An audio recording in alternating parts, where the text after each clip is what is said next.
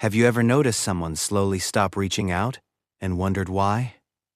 Many people assume it means they've stopped caring, that they've become cold, distant, or even selfish. But psychology tells a very different story. Most individuals who withdraw didn't want to disappear. They simply grew exhausted from being the only one trying. This behavior isn't sudden or impulsive. It builds gradually, quietly, and is usually rooted in emotional depletion rather than a lack of love. Let's explore the deeper psychological reasons why people stop reaching out. First, there's emotional burnout from one-sided effort. Have you ever found yourself always being the one to initiate contact? The one checking in, asking how others are doing, and single-handedly keeping the connection alive? At first, it feels normal. You tell yourself relationships require effort. But over time, the weight of that one-sided labor becomes unbearable.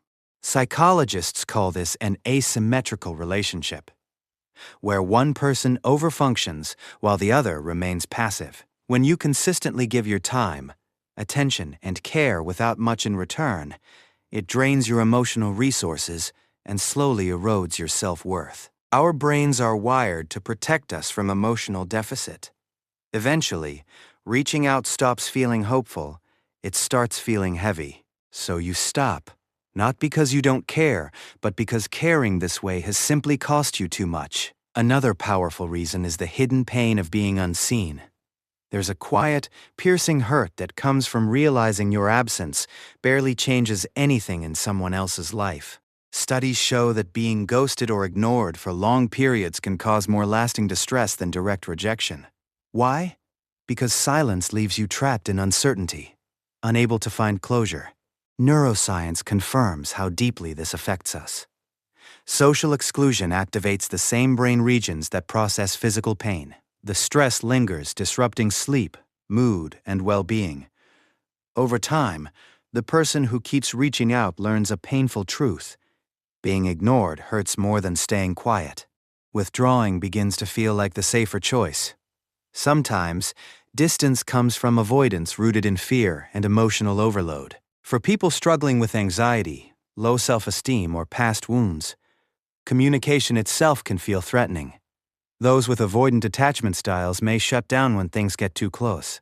What looks like coldness is often their nervous system choosing safety over vulnerability. They still crave connection, but intimacy feels emotionally unsafe. Then there are those who lack the words to express what hurts.